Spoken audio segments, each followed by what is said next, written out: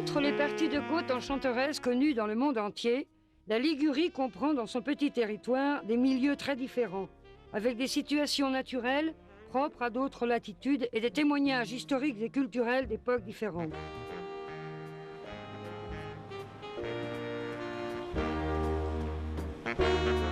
Les parcs régionaux nous invitent à la connaître.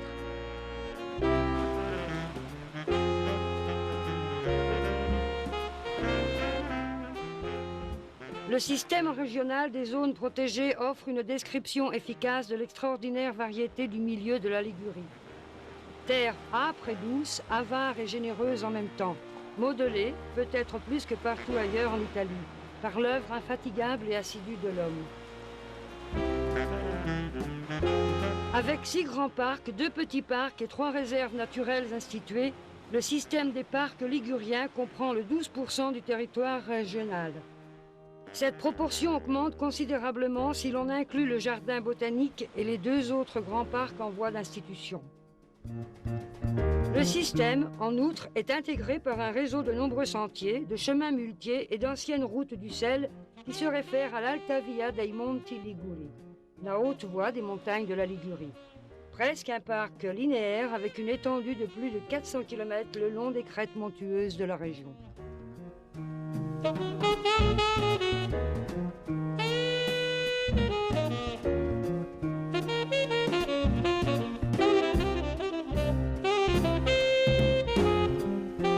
La mer aussi offre des traits de remarquable intérêt naturaliste et culturel qui seront sauvegardés tout en respectant les activités traditionnelles avec 4 réserves marines.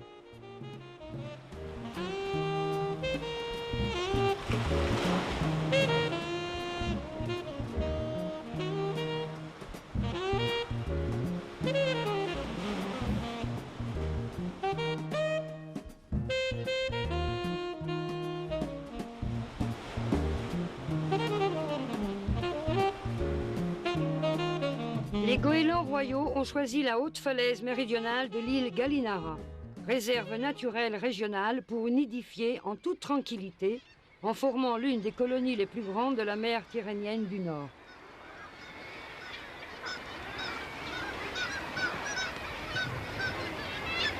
La côte nord, moins escarpée, a offert par contre un abri aux bateaux romains, dont d'importantes pièces retrouvées sont abritées au musée de Albenga.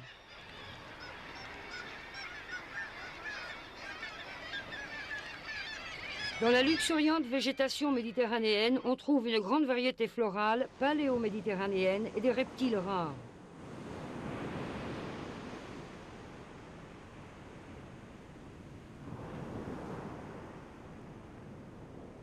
Le milieu marin de l'île est en grande partie encore intègre. Ces fonds abritent des espèces animales et végétales de grand intérêt. Nombreuses de celles-ci sont rares dans la mer ligurienne. C'est pourquoi l'institution d'une réserve marine est prévue.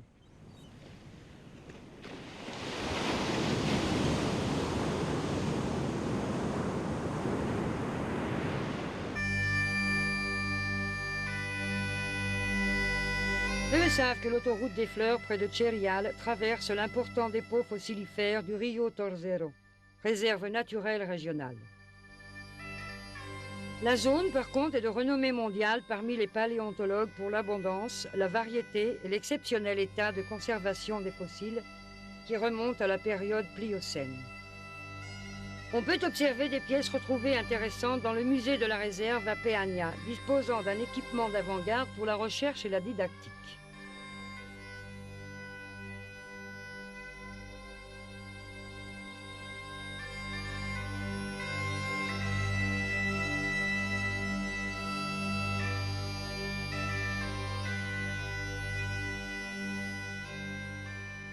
Près de Bergeggi, la Via Aurelia, haute sur la mer, offre des points de vue suggestifs sur la falaise située en dessous, riche de grottes et de petites criques incluses dans la réserve naturelle régionale.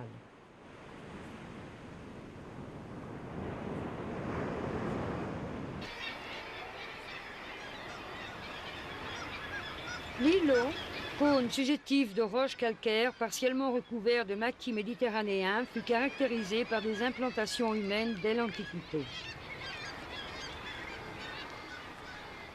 Siège de communautés monastiques, on y trouve des ruines de bâtiments militaires et religieux, ainsi que des vestiges d'un édifice, probablement un phare de l'époque romaine.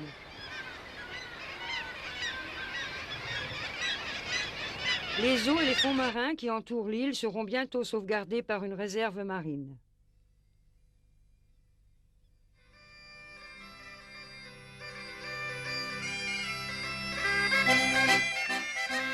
De curieuses aiguilles de calcaire dominent le fleuve Bormida, se dressant des bois épais du petit parc régional de Brictana, zone de collines, en grande partie recouverte de châtaigneraies et de bois mixtes, importante surtout pour la présence de formes karstiques, superficielles et souterraines.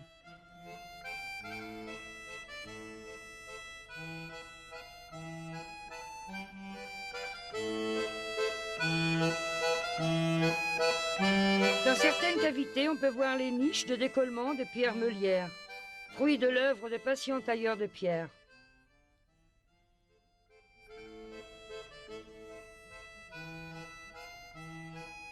Des témoignages de fréquentation plus anciennes sont ressortis dans la localité dite Tana dell'Orpe, où l'on a retrouvé des pièces préhistoriques. Des recherches de paléobotanique reliées à l'étude des pollens retrouvés sur place ont permis de remonter à l'état primordial des lieux et aux habitudes alimentaires des anciens habitants.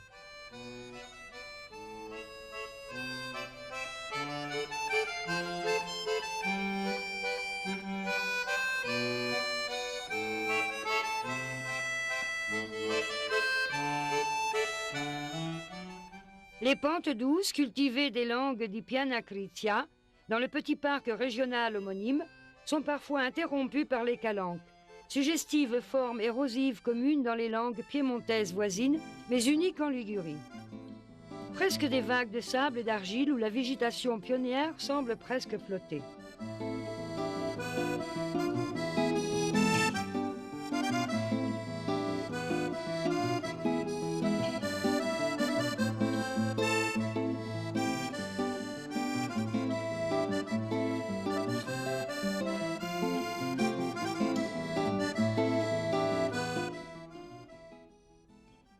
L'emblème du parc est cependant le spectaculaire et gigantesque fungo di pietra, champignon de pierre.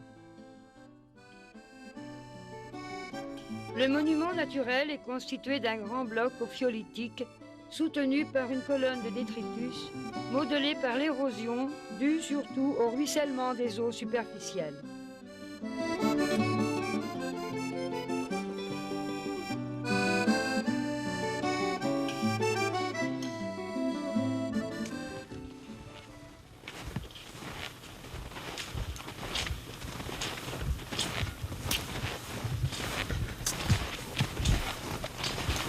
Du sommet du haut plateau qui relie les cimes du parc naturel régional du Begois, l'œil plane du golfe de Gênes au sommet de l'arc alpin.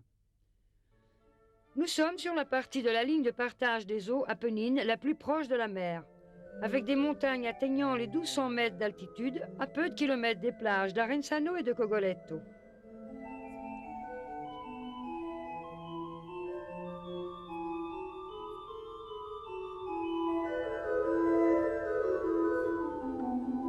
C'est le point de rencontre de deux climats et de deux mondes, naturels et culturels. Au sud, des versants durs et brûlés par le soleil où poussent des fleurs adaptées aux roches riches en magnésium. Au nord, de douces pentes boisées où des châtaigniers séculaires sont témoins, avec de typiques maisons rurales et de traditions encore vivantes, d'une civilisation fondée sur le fruit et sur le bois de cet arbre. Le parc est riche d'autres témoignages importants de l'œuvre de l'homme. De très anciennes gravures rupestres aux forges, aux verreries et aux fabriques de papier pré-industrielles, favorisées par l'abondance de bois et d'eau. Dans un cadre suggestif de haute valeur panoramique est située la Badia, l'abbaye de Tilietto, premier établissement cistercien en Italie. Le couvent du désert, près de Varazze, appartient par contre à l'ordre des Carmes déchaussés et abrite parmi les autres un tableau de Domenico Fiasella.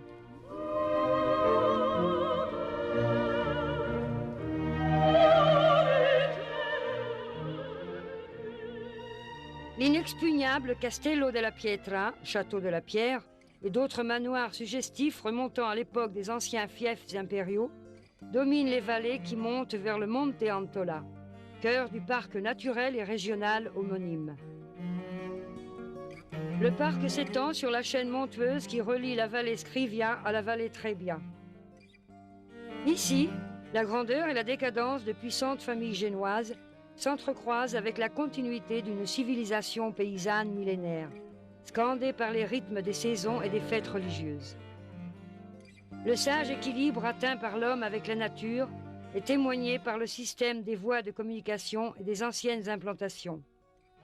Avec des bâtisses en pierre et en bois, des oratoires aux fresques estimables et surtout des puits et des moulins, point d'appui d'une autosuffisance alimentaire forcée. Les suggestives châtaigneraies séculaires et les splendides floraisons des pâturages de l'Antola, fréquentés par des papillons disparus ailleurs, ont été traversés par des générations de muletiers pour le transport du sel vers la plaine du Pô et sont aujourd'hui le but d'un excursionnisme qui est déjà devenu une tradition.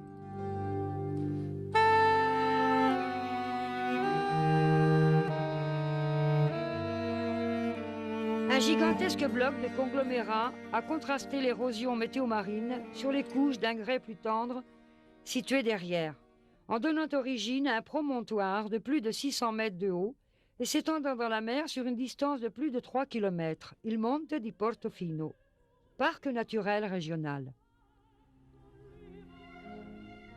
Protégé dès 1935, il est maintenant complété par le cercle de montagnes qui domine le golfe du Tigullio, avec des panoramas superbes.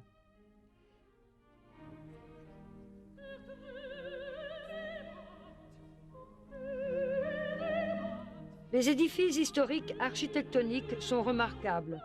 Parmi ceux-ci se détache San Fruttuoso di Cabotimonte, ancien groupe abbatial bénédictin serti au fond d'une baie enchanteresse.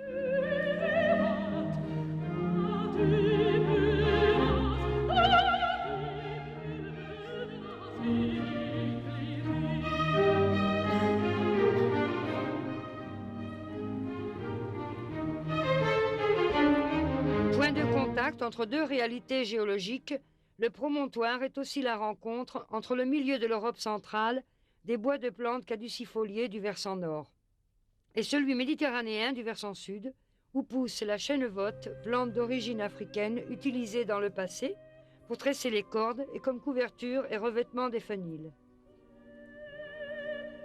La richesse naturelle du promontoire se prolonge dans la mer.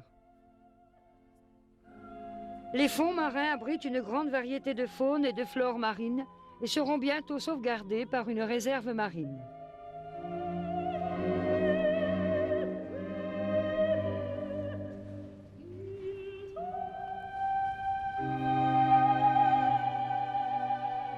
Des plantes insectivores poussent sur les rives de tout petits lacs, sertis dans la vaste forêt des Lames, cœur du parc naturel régional de l'Aveto.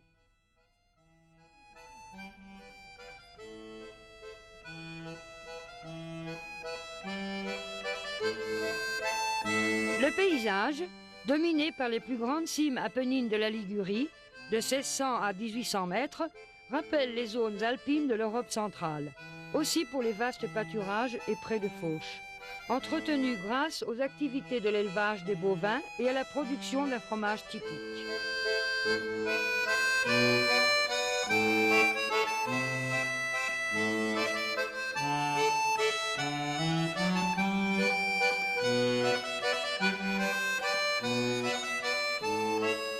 La tradition productive concerne aussi l'intérieur de ces montagnes, riches en minerais.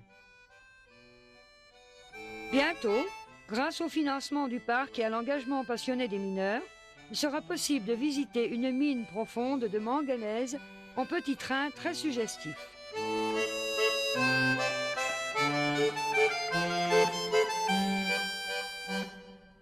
Très remarquables sont les implantations historiques d'origine rurale et les édifices sacrés tels que l'ancienne abbaye de Borzone, caractérisée par les structures de ses murs en pierre et en briques, savamment utilisés dans un but décoratif.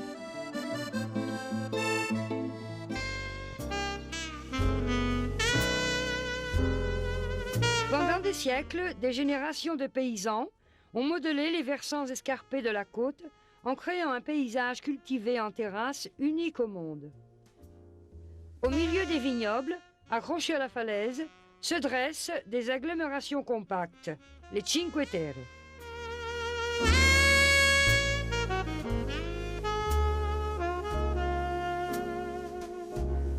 Le parc régional homonyme, né de la fusion de 3 zones sauvegardées précédemment, comprend aussi des territoires d'exceptionnelle valeur naturaliste et panoramique. À l'ouest, de hauts promontoires délimitent de vastes baies, avec des versants tantôt boisés, royaume du chêne vert et du chêne liège, tantôt cultivés, royaume de l'olivier et de la vigne. À l'est, de vertigineuses falaises calcaires se précipitent dans la mer pour remonter à la surface en formant 3 îles de grand intérêt, géologique, botanique, zoologique et historique. Dans sa partie orientale, le parc s'étendra bientôt jusqu'à la mer, où, par les soins de l'Office du parc, les activités traditionnelles continueront avec de nouvelles initiatives de connaissance, de sauvegarde et de valorisation.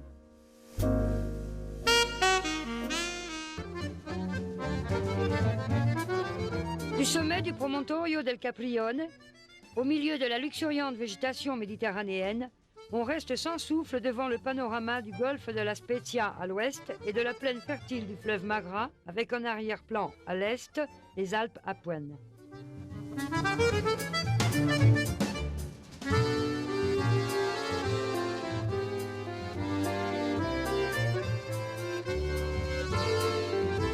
Appréciée par les Romains, qui y fondèrent l'importante implantation de l'Uni, la zone fluviale alterne des cultivations soignées et des zones humides, où des oiseaux aquatiques y font leur nid, à des secteurs fortement compromis par des usages impropres. Le parc, né de la fusion du parc fluvial précédent et de la zone protégée de Monte Marcello, est donc aussi une expérience de revalorisation des zones dégradées.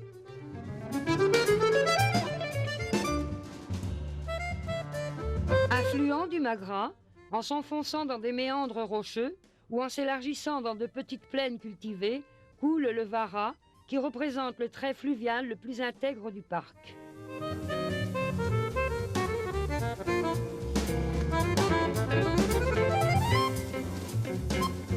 Dans la vallée, dominée par de suggestifs noyaux historiques et châteaux retranchés, on trouve encore d'anciens moulins à eau. D'après un lieu de vacances de Vittorio Sereni, lu par Madame Gina Lagorio, femme de lettres contemporaine. Mais regarde, dit Sereni, regarde comment les couleurs changent d'une heure à l'autre, du gris au vert et du vert au bleu très clair. Quand un endroit arrive à susciter de telles pensées, et maintenant je ne me souviens pas, mais tant d'autres poètes de la Ligurie ont rappelé ce golfe, qui, et non pas par hasard, est habité et aimé par la poésie, non seulement italienne, mais aussi étrangère. Il y a une chose que l'on peut dire sur ces parcs, et c'est, retrouvons ce cordon ombilical qui nous unit tous à la terre, car ici, tout ce qui est dû à l'histoire, à la méchanceté et à la folie des hommes semble perdu dans cette espèce d'éternité qui est donnée par les couleurs. Alors, il me viendrait à l'esprit que si Mandelstam avait été ici, à celui qui demandait « Quelle heure est-il ?», il aurait répondu ce qui me vient toujours à l'esprit quand je suis ainsi entre le ciel et la mer, comme le devin à Ronte, quelle heure est-il l'éternité ?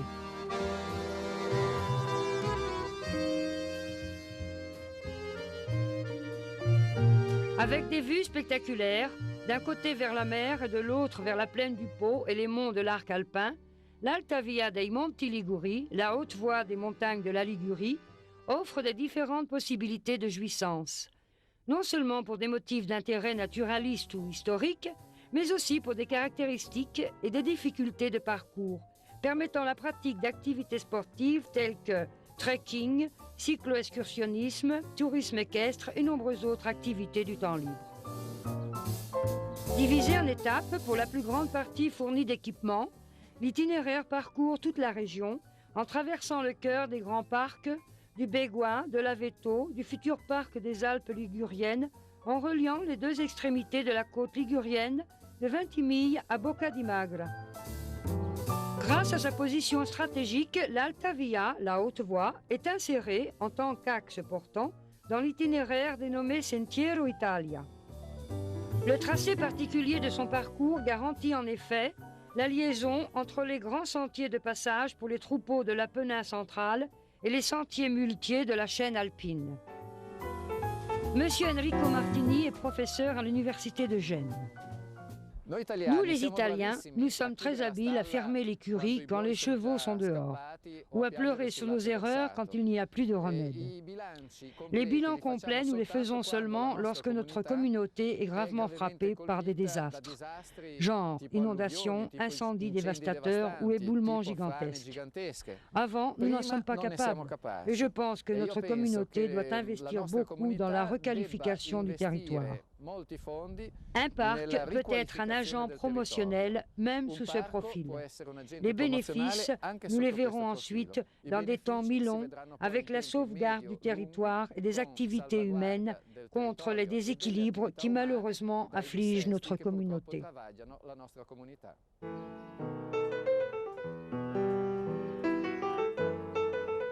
En se promenant entre les oliviers et les vignes des vallées Nervia, Argentina et Arocha, on a du mal à croire qu'à peu de kilomètres en amont, il existe le royaume des rhododendrons et des aigles.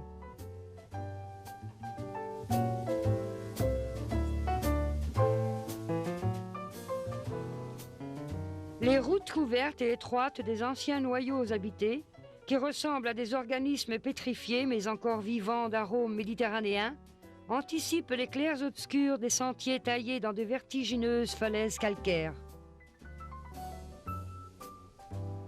Plus haut, au pied des montagnes de plus de 2000 mètres, des chênes verts aux mélèzes, le pas est court et trouve aussi des lys et des orchidées qui ne poussent qu'ici. Sur ces sommets, qui offrent des vues panoramiques exceptionnelles sur la mer ligurienne, vivent des mammifères inhabituels pour la région, tels que les chamois et les marmottes.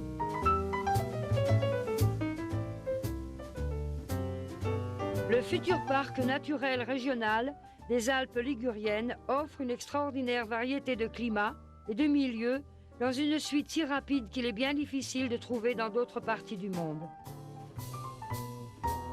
Avec les parcs piémontais et français voisins, il pourra former un territoire d'immense intérêt historique et naturaliste aux énormes potentialités touristiques.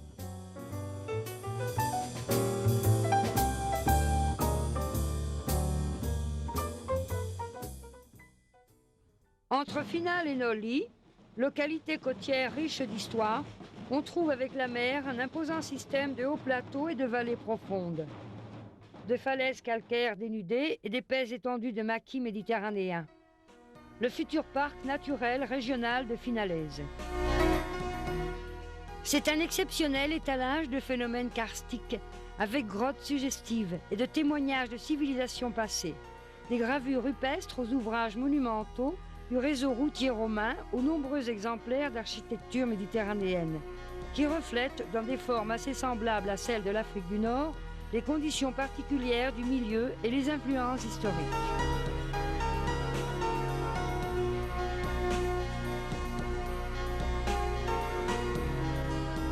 Le musée municipal de Finale et Ligure abrite une riche collection de pièces préhistoriques.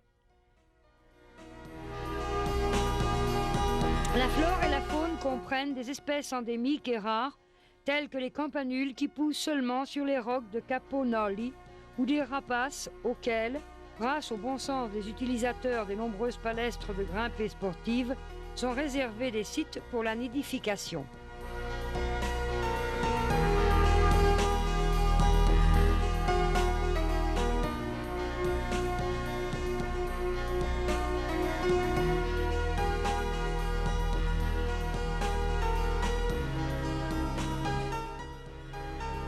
La passion naturaliste d'une famille anglaise a créé, près de Ventimille, un grand jardin d'acclimatation. Les jardins botaniques Ambury, dont la reconnaissance comme zone protégée régionale est prochaine.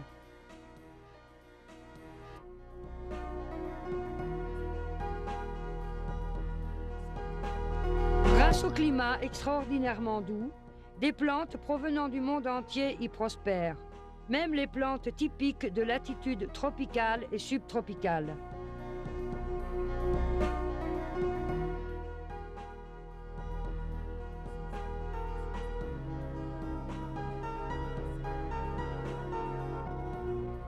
Le grand parc s'étend jusque sur la falaise de Capo Mortola et est traversé par le tracé de l'ancienne Via Giulia Augusta.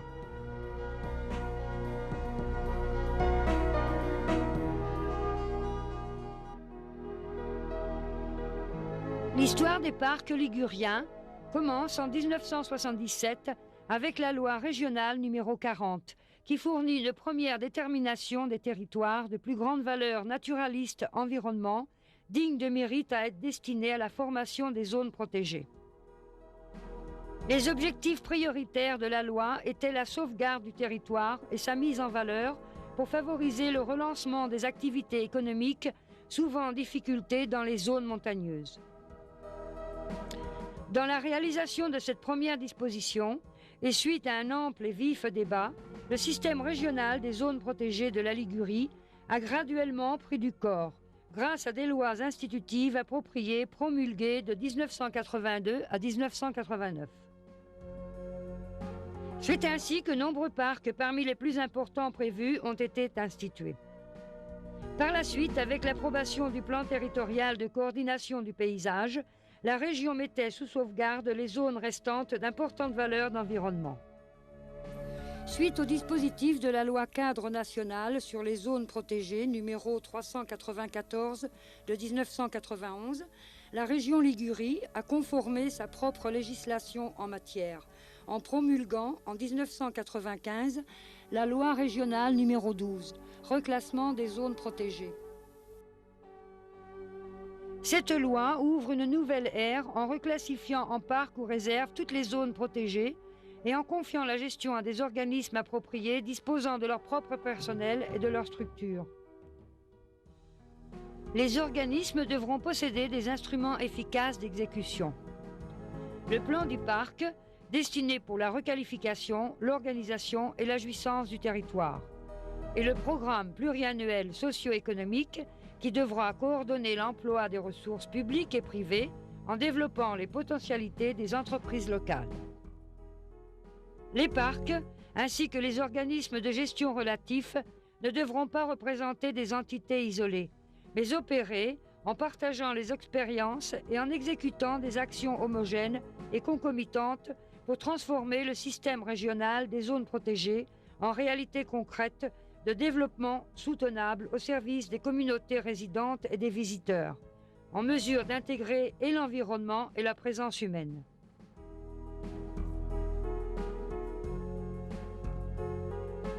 On pourra ainsi obtenir des résultats de grande importance en présentant une offre différente et coordonnée destinée à optimaliser l'emploi des ressources ministérielles et communautaires.